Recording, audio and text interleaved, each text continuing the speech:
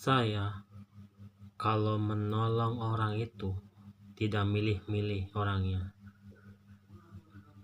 Siapapun yang membutuhkan pertolongan, selagi saya bisa menolong, pasti saya akan tolong. Mau itu saudara, mau itu teman, mau itu tetangga, mau itu orang lain, orang yang tidak saya kenal sekalipun. Selagi saya bisa menolong, dan saya akan tetap menolong. Ada nasihat nenek-nenek si tua bangka yang gak ada otak berbicara kepada saya. Ngapain kamu nolongin orang gak kenal? Dia bilang begitu. Padahal dulu dia punya anak, udah saya tolongin anak dia itu. Tapi dia gak ada otak, gak ada pikiran. Kenal gak aku sama anak dia? Gak kenal, tapi saya tolongin. Seperti itu. Aku pikir dalam hati, nenek-nenek si tua bangka ini gak ada otak. Waktu anaknya ditimpa kesusahan, siapa yang nolongin? Orang lain kan? Orang yang dia gak kenal.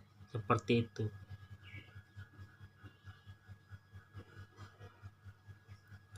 Jadi dalam prinsip hidup saya, siapapun orangnya yang membutuhkan pertolongan, apabila saya bisa menolong, dan saya akan tetap menolong. Seperti itu. Dan saya kalau menolong orang tidak milih-milih, tidak harus kenal. Seperti itu. Itulah prinsip hidup saya. Menolong orang tidak harus kenal, tidak harus saudara, tidak harus teman, ya. Tidak harus miskin, tidak harus kaya, ya, seperti itu. Orang kaya pun suatu saat akan meminta bantuan dan pertolongan kepada orang lain. Walaupun dia kaya, pasti akan membutuhkan bantuan pertolongan dari orang lain. Seperti itu. Mau itu orang miskin kah, mau itu pedagang kah, atau pekerja kah, suatu saat dia akan membutuhkan pertolongan.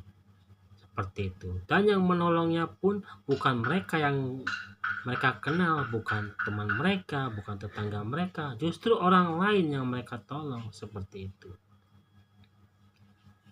Intinya kalau kalian mau menolong orang, janganlah milih-milih untuk menolong orang.